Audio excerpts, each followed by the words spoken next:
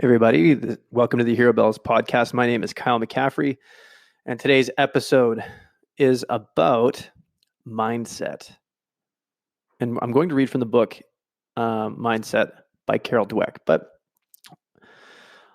who I am a lead trainer at Hero Bells. If you found this podcast through my Instagram, then you know all about me. But if not, you should go and check that out. You can check me out at hero_kbells on Instagram or hero kbells on Facebook and Hero Bells on YouTube, where I have tons of free workouts for you, including a 40-day challenge where you can get your ass off the couch and in reasonable shape. Not the greatest shape. I mean, if you want to be in the greatest shape, you got to pay for that. And those programs to get you into that shape are coming soon. But right now, I've got some stuff up there for free.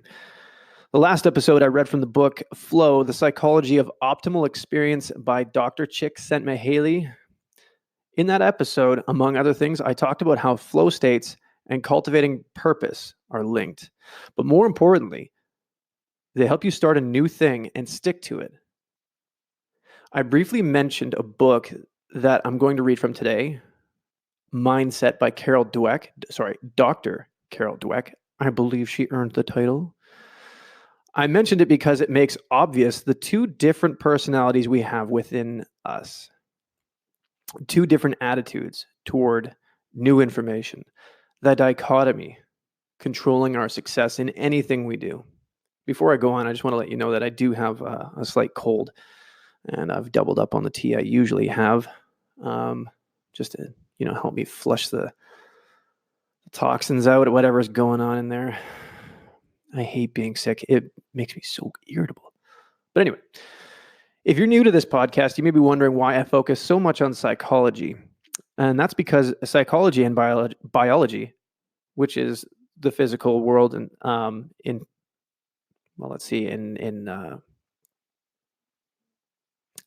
my neck of the biology world, it's obviously related to fitness, but psychology plays a major part in the success of your biology and your how well your body performs. Because both cannot be without the other and are imperative for the success of any venture. The smartest people know already that physical fitness will free an unproductive mind. Conversely, athletes know that their mind is aligned correctly. The body is free to manifest the best possible result. Furthermore, the attitude will determine the relationship with failure. Now, if you don't know anything about me, which I'm fairly certain you don't, I started exercising with bodybuilding. It didn't last long.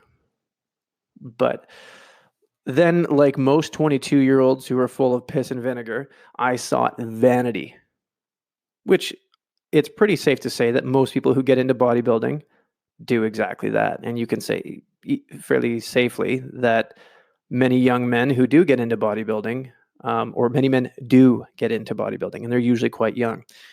The men that start off old, maybe they're not doing it for strictly vanity purposes, and that's totally okay. There is a huge competitive element to it that's really important to recognize, and I'm not trying to shit on bodybuilding. But I started working out because I got dumped by a beautiful woman, and it killed my ego. Hence the vanity workouts. I still work out with a fairly reasonable mindset, however. I love learning how to exercise by asking the jacked people at the gym, and I didn't only focus on my upper body. So I guess that's a feather in my cap. I wasn't walking around like a triangle. And that's not a bad start. That all being said, my mindset for my success so far clearly helped me get to that point that I'm at today. I'm certainly not perfect with the mindset, but I read this book, Mindset, about a year or so ago, and I didn't realize how little I practiced controlling my mindset with other things. So things I didn't enjoy, the tedious things, or just other areas of my life. With bodybuilding or with exercise, I did. I was really good at it. I failed often, and I was good at failing. I was okay with failing, even though it still hurt. That was an area where I was totally okay with it. things that required the same discipline that I utilized learning to control my body were, let's just say, just about everything else in my life would easily go out of control. And what a shame to have never known about mindsets, yet what a relief to learn this dichotomy. Once I learned this concept, it changed my life forever. So please pick up this book and get a closer, more comprehensive view of what I'm about to read. For now, I'm going to drink some tea and my poor throat. Dr. Carol Dweck, I love that name, excuse me, talks about the effects of self-belief. Here she goes. It's one thing to have pundits spouting their opinions about scientific issues. It's another thing to understand how these views apply to you. For 20 years, my research has shown that the view you adopt for yourself profoundly affects the way you lead your life. I'm going to say that again, because this is huge. My research has shown that the view you adopt for yourself profoundly affects the way you lead your life. So if you have a negative view of yourself and you think you're a piece of shit, you're going to live a life of a person that acts like a piece of shit. So don't do that. Maybe write something out on a piece of paper where you write it every single day. That is incredibly positive, is incredibly true, and will inspire you. That would be a pretty good thing to do. That's something that I do something similar to that, but that's not personal, I suppose. Anyway, you have to adopt a better view of yourself and be fair too, because maybe you do suck. Maybe you suck at a lot of things. Maybe you, I don't know, maybe you yell at your wife. Maybe you hit your husband. Maybe you don't like your kids. Whatever. Maybe you have bad road rage. But still, being truthful, I'm sure, positive, 100% positive, you have redeeming qualities. So, back to the book. It can determine whether you become the person you want to be and whether you accomplish the things you value. How does this happen? How can a simple belief have the power to transform your psychology and, as a result, your life? Believing that your qualities are carved in stone, which is the fixed mindset, creates an urgency to prove yourself over and over. If you have only a certain amount of intelligence, a certain personality, and a certain moral character, well, then you'd better prove that you have a healthy dose of them. It simply wouldn't do to look or feel deficient in these most basic characteristics. Some of us are trained in this mindset from an early age. Even as a child, I was focused on being smart, but the fixed mindset was really stamped in by Mrs. Wilson, my 6th grade teacher. Unlike Alfred Binet, she believed that people's IQ scores told the whole story of who they were. We were seated around the room in IQ order, and only the highest IQ students could be trusted to carry the flag, clap the erasers, or take notes to the principal. Aside from the daily stomach aches she provoked with her judgmental stance, she was creating a mindset in which everyone in the class had one consuming goal: look smart, don't look dumb. Who cared about or enjoyed learning when our whole being was at stake every time she gave us a test or called on us in class? I've seen so many people with this one consuming goal of proving themselves in the classroom, in their careers, and in their relationships. Every situation calls for confirmation of their intelligence, personality, or character. Every situation is evaluated. Will I succeed or fail? Will I look smart or dumb? Will I be accepted or rejected? Will I feel like a winner or a loser? But doesn't our society value intelligence, personality, and character? Isn't it normal to want these traits?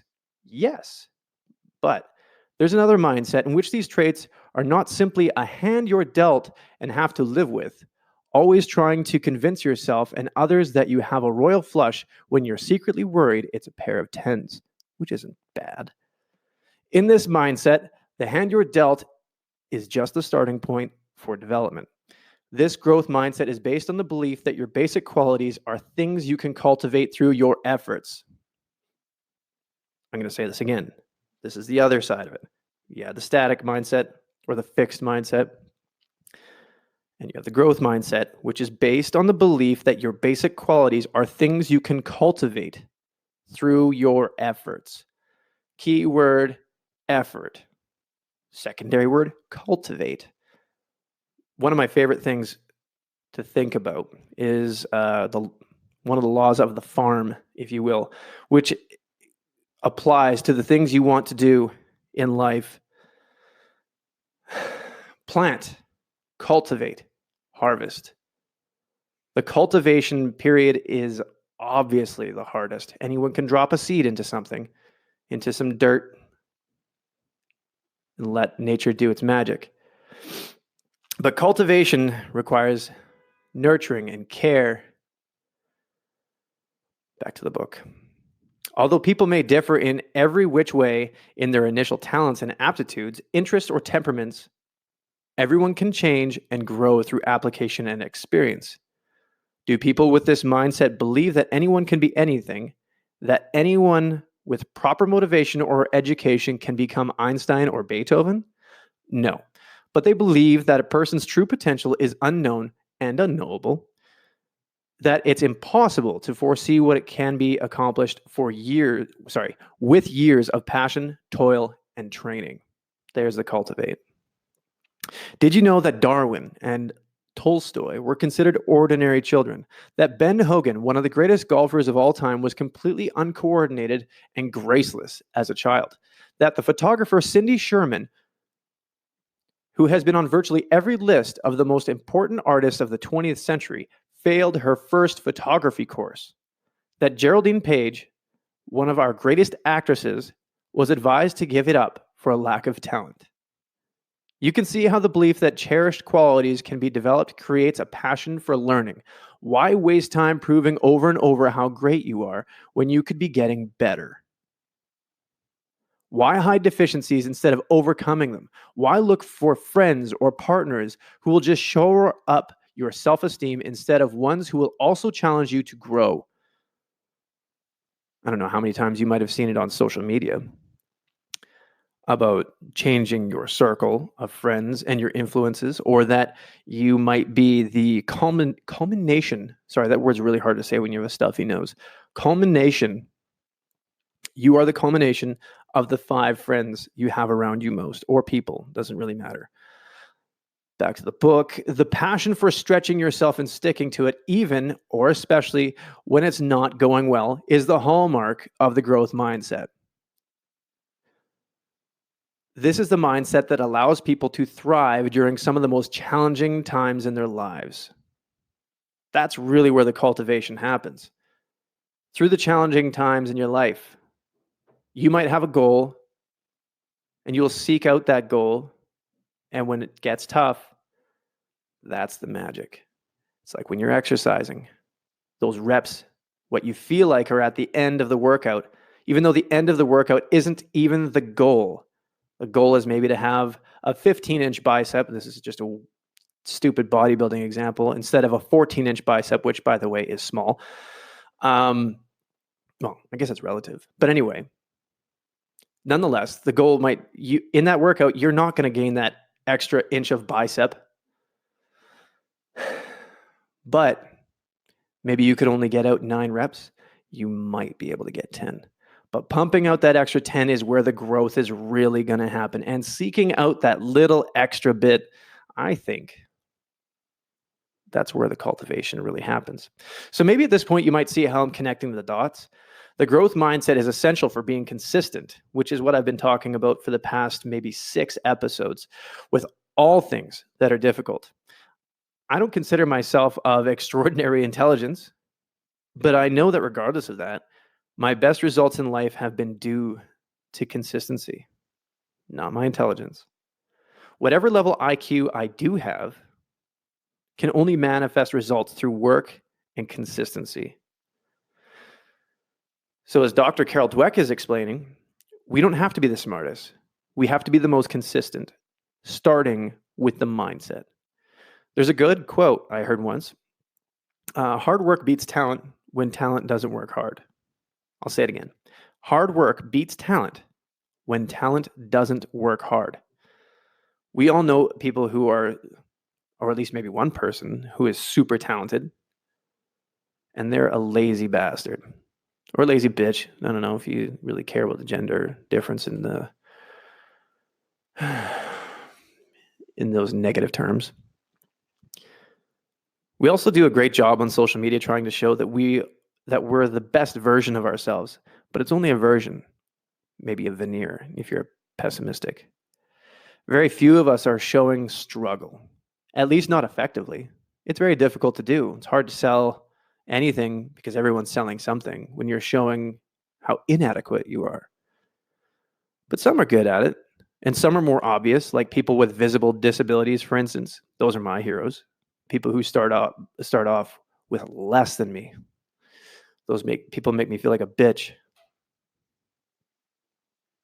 because they have this mindset built in that they can and that they should. And all they want to do is be normal. And in their pursuit of being normal, they're already better than me. Especially when I'm having a day where I feel like complaining or whining, which sometimes I do. Like today, being sick, I turn into a big baby. I might call my mom. I don't know. I'm going to have a cup of tea. One sec.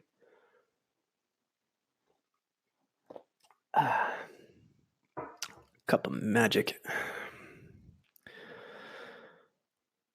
We might want to be encouraging the learning process mindset a little more. And that's not just for fitness coaches or for clients. That's for everyone. Dr. Dweck gives you a better understanding with some scenarios in the following. A view from the two mindsets. To give you a better sense of how the two mindsets work, imagine as vividly as you can that you are a young adult having a really bad day. One day you go to class that is really important to you and that you like a lot. The professor returns the midterm papers to the class. You got a C+. You are very disappointed, which fuck you if a C+ is bad for you. There's so many things that a C+ in classes that I like was amazing.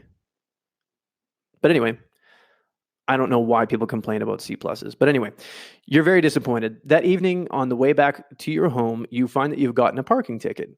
Being really frustrated, you call your best friend to share your experience, but are sort of brushed off. What would you think? What would you feel? What would you do?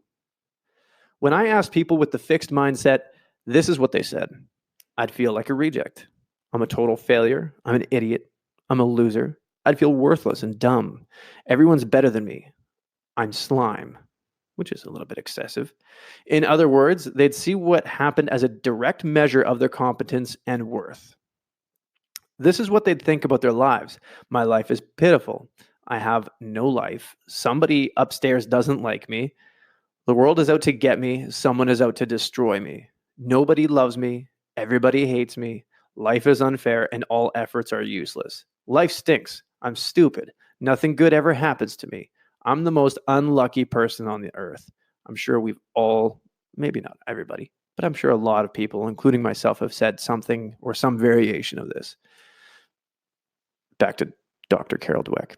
Excuse me, was there a certain destruction or just a grade, a ticket, and a bad phone call?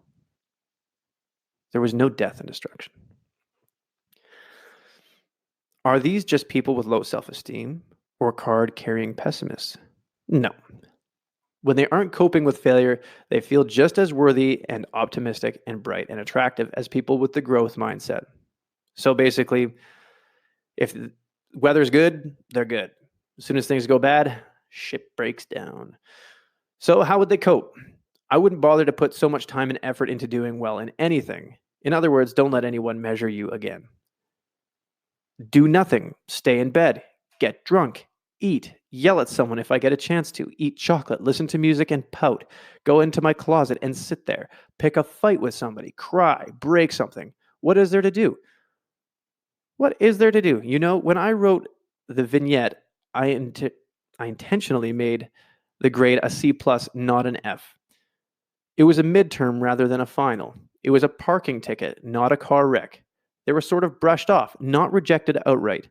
Nothing catastrophic or irreversible happened. Yet from this raw material, the fixed mindset created the feeling of utter failure and paralysis. When I gave people with the growth mindset the same vignette, here's what they said they'd think. I need to try harder in class, be more careful when parking the car, and wonder if my friend had a bad day. The C plus would tell me I'd have to put in a lot more hard work in class, but I have the rest of the semester to pull up my grade. There were many, many more like this, but I think you get the idea. Now, how would they cope? Directly. I'd start thinking about studying harder, they would say, or studying in a different way for my next test in the class. I'd pay the ticket, and I'd work things out with my best friend the next time we spoke. I'd look at what was wrong on my exam, resolve to do better, pay a parking ticket, and call my friend to tell her I was upset the day before. Maybe work hard on my next paper, speak to the teacher, be more careful where I park or contest the ticket, and find out what's wrong with my friend. You don't have to have one mindset or the other to be upset. Who wouldn't be? Things like a poor grade or a rebuff from a friend or loved one, these are not fun events. No one was smacking their lips with relish. Yet those people with the growth mindset were not labeling themselves and throwing up their hands. Even though they felt distressed, they were ready to take risks, confront the challenges, and keep working at them.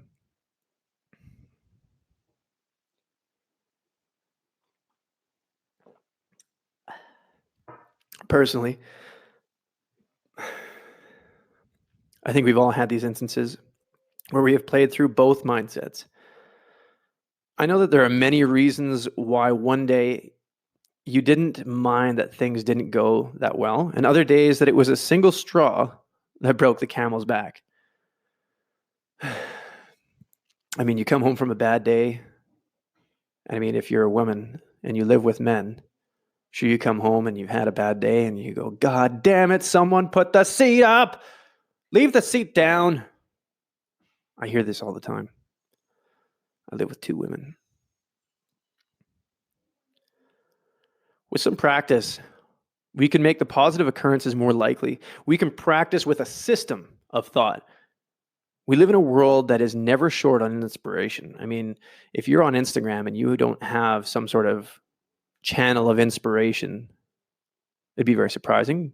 I suppose either way it wouldn't be, because some people are just that pessimistic. They can't handle someone doing well and doing something that's inspirational. But it is short on practical, useful, tangible tools. It's really hard to do. I think that it should be that way, though, or else we would be devoid of much of the struggle.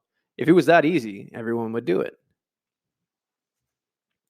We have many of our seemingly physical struggles that require mental solutions. And that's very difficult to do, especially on your own. You don't have a person policing your automatic thoughts and emotions to coach you. You only have you. So we know that we need to challenge our mind to stick to a growth mindset. And this is key in novel states, which means new information, new situations. That's a word. It is now. New information seems to be the catalyst that, pardon the term, triggers the emotional response from our amygdala. And at this point, it determines the way in which the neocortex receives the information, which therefore can determine our attitude. And this is my armchair psychological opinion, so take it for what it's worth. Personally, I've been struggling, albeit upwardly, with my mindset. And one trick that helps me most often is saying no. Pardon me. Both yes and no are powerful words, and both require artful application. To do so, I feel that we need to be patient. And how do I be patient with new information?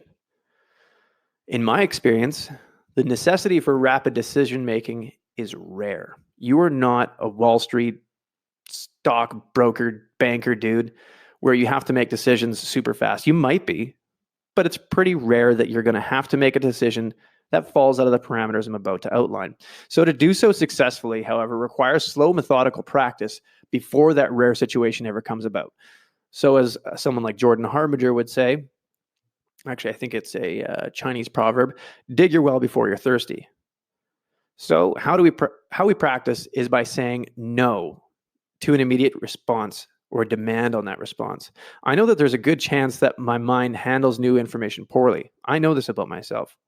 I can get angry really fast. I have a bit of a temper with some things, mostly with food. If I come home and the food that I expect to be in the fridge isn't there, meaning someone ate something I was looking forward to, I snap. I will lose it. And I'm not proud of that. Certainly not proud. But like I said, I know myself really well. I know my mind handles new information poorly, so I give it a chance to shut the fuck up and think. You got to give your mind a chance to just, go ahead and shake and tremble, get red in the face, clench your fist, whatever. And I heard somewhere about a 5-minute rule for new information. I wish I could remember where I heard it. It was probably somewhere on the internet, so it's legit. But anyways, it resonated with me, so I'm going to pass it along to you. Take 5 minutes and then respond. If you're in a situation where someone asks you a question and they're looking for an immediate response, I have 2 options to give them. I say, let me get back to you on that, or a flat out no. Even if the consequences might be, reasonably high. If it's life or death, obviously you're going to have to make a quick decision, and it won't matter if you're angry or sad, you just better do something. A few good things in my life have come from making uncalculated answers. Even if I can come up with the appropriate response in 30 seconds and someone wants an answer now, it generally doesn't go well. Making people wait for your responses will also make them question what they asked you for in the first place. I know silence is golden. So when someone asks you something and it's outside of your wheelhouse, you don't know how to respond, be silent. Especially if this is someone that you don't know, or maybe someone that you're not sure you can trust. Just take a moment. I have no idea what's going on in the background, by the way, so I apologize for that sound. Anyway, oddly enough, we're talking about silence being golden. I've had people where they would give me some sort of question or demand a response or a reaction, which is worse, and they want it right now. However, I realized that taking the time, even if it's up to 30 seconds, is so powerful. People don't know typically how to respond, and the people who demand these answers right now hate your silence. So what happens is they'll either be patient and they'll wait, or they'll just start talking because they're probably not confident in their question or their questioning or their attitude. Maybe they're a little aggressive. They might scale it back a bit. Maybe they'll get more angry.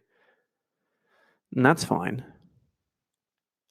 Making people wait for your response will also make them question what they asked you for in the first place. Furthermore, people will also appreciate a silence that is followed by a well-thought answer. People really do appreciate that. So if they really asked you a really thoughtful question, or it really meant a lot to them, they'll really appreciate a good, well-thought-out answer, even if it is no. Because by then, you'll be able to back up why you're saying no. Even if it's just as simple as, I don't have a good answer for you. So unfortunately, it's going to be no. Maybe that will prompt another question from you, is maybe they can explain the situation a little bit more. But those, like I said, those instances where you have to come up with an answer now are rare, and almost always your immediate answer is going to be not what you wanted. By doing this practice, you allow your mind to make good decisions that aren't based on emotions. And emotions are important and usually are correct for decision making when it's necessary. For instance, your child could be falling into a fire.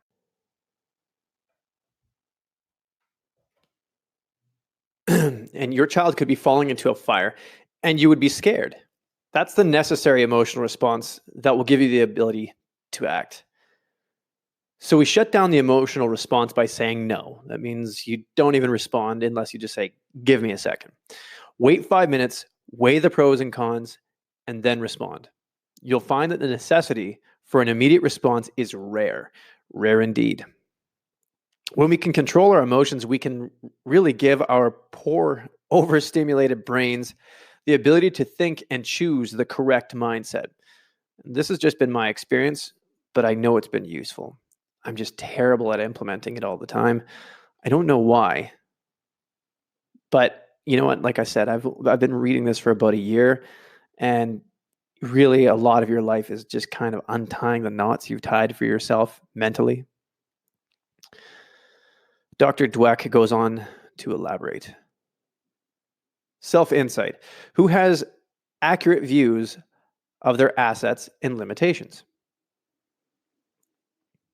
Well, maybe the people with a growth mindset don't think they're Einstein or Beethoven, but they aren't more likely to have inflated views of their abilities and try for things they're not capable of. Sorry, I read that wrong. But aren't they more likely to have inflated views of their abilities and try for things they're not capable of? In fact, studies show that people are terrible at estimating their abilities. Recently, we set out to see who is most likely to do this. Sure, we found people greatly misestimated their performance and their ability, but it was those with the fixed mindset who accounted for almost all of the inaccuracy. The people with a growth mindset were amazingly accurate. When you think about it, this makes sense. If, like those with the growth mindset, you believe you can develop yourself, then you're open to accurate information about your abilities, even if it's unflattering. What's more, if you're oriented towards learning as they are, you need accurate information about your current abilities in order to learn effectively. Now, I'm going to take a quick break here and say, I know how many times where people think you'll just be in a social gathering. It's happened to me where it will seem like I'm putting myself down. And people will be like, no, no, no, no, you're not like that. And about yourself, some sort of admission that might seem negative. And I'll say something like, I'm not really that good at that. And they're like, oh, no, no, no, you're fine. And blah, blah, blah. And they'll say something to that effect where they're trying to give me some sort of positive reinforcement where it's not necessary. And I'm trying to say, no, I'm not good at this, but I'm going to get better at it. I've noticed this in social situations. Don't let anyone talk you out of you knowing how good at something you are or are not. There's a difference between being accurate and just putting yourself down and like, oh, I suck, I'm the worst, and I'm never going to get better and all that stuff. Then you need someone to go, hey, stupid, you're doing all right. Let's be steady. But anyway, back to the book. However, if everything is good news or bad news about your precious traits, as it is with the fixed mindset people, distortion almost inevitably enters the picture. Some outcomes are magnified, others are explained away. And before you know it, you don't know yourself at all. Howard Gardner, in his book Extraordinary Minds, concluded that exceptional individuals have, quote, a special talent for identifying their own strengths and weaknesses, end quote. It's interesting that those with the growth mindset seem to have talent, or have that talent, rather. The other thing exceptional people seem to have is a special talent for converting life's setbacks into future successes. Creativity researchers concur. In a poll of 143 creativity researchers, there was a wide agreement about the number one ingredient in creative achievement, and it was exactly the kind of perseverance and resilience produced by the growth mindset. Dr. Dweck has a quick series of questions that challenge you and help you identify what type of mindset you have, or at least which one you're in currently. It's important to know that because everyone can look back at situations and realize, oh, I'm like that, or I have a growth mindset. You might be able to exhibit some of these traits, but the consistency is what matters. And catching yourself when you're not thinking properly is really important. And obviously, well, maybe it's not obvious, but it is to me, that if you're able to govern your emotions, you're able to govern your attitude. And if you are able to govern your attitude, you are able to determine your mindset. So she asks these questions. Which mindset do you have? If you answer these questions about intelligence, read each statement and decide whether you mostly agree with it or disagree with it. I'll provide these questions on Facebook so you don't have to worry, but I'm going to read them out, and I'll read them out fairly slowly so that you can follow along. First question: your intelligence is something very basic about you that you can't change very much. I'll say it again. Your intelligence is something very basic about you that you can't change very much. Do you agree or do you disagree? Question 2. You can learn new things, but you can't really change how intelligent you are. You can learn new things, but you can't really change how intelligent you are. Do you agree or disagree? Question 3. No matter how much intelligence you do have, you can always change it quite a bit. Do you agree or disagree? Number 4. You can always substantially change how intelligent you are. You can always substantially change how intelligent you are. Do you agree or do you disagree? Now, for me, I have a little bit of difficulty with being able to change your intelligence, at least in terms of IQ. I've heard of other psychologists say that IQ is incredibly difficult, and at least there is no measurable way of influencing IQ, although apparently scientists have been trying to do so for a long time. By the way, just a little side note. This book briefly mentioned Binet, Dr. Binet. He was a French psychologist, and he came up with the IQ, an IQ test. If you'd like, you can message me on any of my platforms, and I will tell you a little bit more about that chapter in which Carol Dweck mentioned Dr. Binet. But anyway, carrying on. Questions 1 and 2 are the fixed mindset questions. Questions 3 and 4 reflect the growth mindset. Which mindset did you agree with more? I'll stop there and go back to the questions. First question was, your intelligence is something very basic about you that you can't change very much. Do you agree or disagree? Number 2, you can learn new things, but you can't really change how intelligent you are. Did you agree with that? Which mindset did you agree with more? Now, questions 3 and 4, no matter how much intelligence you have, you can change quite a bit. And question 4, you can always substantially change how intelligent you are. Questions 3 and 4 reflect the growth mindset. So which mindset did you agree with more? You can be a mixture, but most people lean toward one or the other. You also have beliefs about other abilities. And you could substitute artistic talent, sports ability, or business skill for intelligence. So let's try it. Question 1 was, your intelligence is something very basic about you that you can't change very much. Now we'll use something that's relevant for us, the people who are interested in biology and physiology and performance, physical performance. Your physical performance or sports ability is something very basic about you that you can't change very much. As soon as you change it up and you put performance or sports ability in place of intelligence, suddenly the question seems absolutely ridiculous.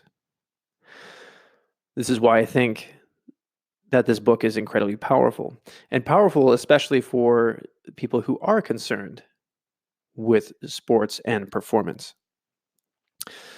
So we'll try it with another question. Question 2, because these are the fixed mindset questions, we're going to replace intelligence, obviously, with sports ability. You can learn new things, but you can't really change your sports ability. That's ridiculous. You obviously know you can. So when you realize that intelligence isn't the factor, it's consistency and your attitude, or perhaps the attitude that will create the consistency, it seems obvious that you can move forward knowing this. It's not only your abilities, it's your personal qualities too. Look at these statements about personality and character and decide whether you mostly agree or mostly disagree with each one. There's 3 questions coming up. First one, you are a certain kind of person, and there's not much that can be done to really change that. Do you agree or disagree? I'll say it again. You're a kind of person. You're a certain kind of person, rather, and there is not much that can be done to really change that. Question 2, no matter what kind of person you are, you can always change substantially. Question 3, you can do things differently, but the important parts of who you are can't really be changed. Cannot really be changed.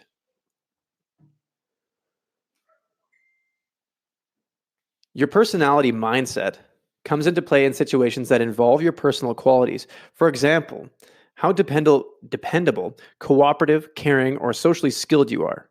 The fixed mindset makes you concerned with how you'll be judged. I'll say that again. The fixed mindset makes you concerned with how you'll be judged. And you find that people will often project the judgment of themselves or what they think they're being judged for onto their friends or family. I've done it. People do it to me all the time. Your parents do it to you. You know, you tell them that you want to be an artist. You can't do that. It doesn't make money. And then you become afraid of being judged based on this because you're not making any money, and you probably won't make much money as an artist. But you'll be happy. Maybe. The growth mindset makes you concerned with improving. Even if you are an artist, it doesn't matter if it's some sort of calculable thing, some sort of measurement that, or a yardstick for success, maybe in business. Maybe you create a Fortune 500 company. That's fairly easy to understand. You can still improve with art. You can improve with anything. Even if you don't have 4 limbs, people still manage to work out somehow. I don't know how they do it, but they do it. Here are some more ways to think about mindset, or mindsets, plural. Think about someone you know who is steeped in the fixed mindset. Think about how they're always trying to prove themselves and how they're super sensitive about being wrong or making mistakes. I've been that guy. You might have been that person. Who knows? Did you ever wonder why they were this way? Are you this way? Now you can begin to understand why. Think about someone you know who is skilled in the growth mindset, someone who understands that it's important qualities that can be cultivated. Think about the ways they confront obstacles. Think about the things they do to stretch themselves. What are some ways you might like to change or stretch yourself? Okay, now imagine you've decided to learn a new language and you've signed up for a class. In my case, I have not signed up for a language class and I'm living in Spain. Maybe I should do so. Right now, it's a little bit out of the question. A few sessions into the course, the instructor calls you to the front of the room and starts throwing questions at you, one after the other. Put yourself in a fixed mindset. Your ability is on the line. Can you feel everyone's eyes on you? Can you see the instructor's face evaluating you? I know I get that here when I don't speak Spanish. Ooh, you can cut the tension with a knife. Feel your ego bristle and waver. What else are you thinking and feeling? Now put yourself in a growth mindset. You're a novice. That's why you're here. You're here to learn. The teacher is a resource for learning. Feel the tension leave you. Feel your mind open up. The message is you can change your mindset. Thank you very much for listening to today's episode. This is episode 21. I didn't say that really at the beginning, but this is all about mindset, and this episode is a successor to the previous episode, which was about flow, the psychology of optimal experience. And we talked about how flow states can help you with consistency. In this case, it flowed naturally into, or at least for me, into mindsets and how you need to adopt the correct mindset to achieve flow states. It's been so hard to talk with a cold. And there's going to be, the series is going to continue probably on for another couple more episodes on the same book. And then maybe we'll get into some sports psychology with some more wonderful tips from Eddie O'Connor in his book, which I already did an episode on, but I promised I'd get back to it. So if you're not following me on Instagram, Facebook, or YouTube, you can do so. On my Instagram, my handle is @hero_kbells. My Facebook is @hero_kbells, and YouTube is @herobells. You can get all sorts of free content there to help you get in shape. Maybe not the best shape. You want to know why? Because that stuff's free. But you know what? You're going to get into pretty damn good shape really quick and inexpensively and very effectively. I'm pretty sure you're going to like all the content on all those channels, and you'll be able to get any of the supplemental material from these episodes on my Facebook and my Instagram stories. Obviously, the Instagram stories are temporary, so if you want to make sure that you have this resource available to you all the time, you can go to my Facebook page and like it in order to get in there and get those resources. But anyway, thank you very much for checking this out, and I hope you listen to the next one. If you have no idea what the hell I've been talking about or how this is related, listen to the other episodes. Thank you very much.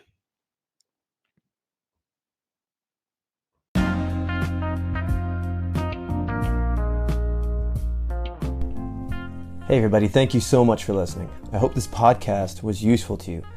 I want to let you know that I have more tips and workouts available on YouTube that will also help you along the way of your training. Just search Hero Bells and please comment. I love comments.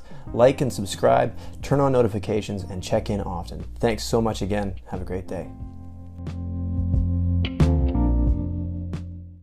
The podcast you just heard was made using Anchor. Ever thought about making your own podcast? Anchor makes it really easy for anyone to get started. It's a one-stop shop for recording, hosting, and distributing podcasts. Best of all, it's 100% free. Sign up now at anchor.fm/new. That's anchor.fm/new to get started.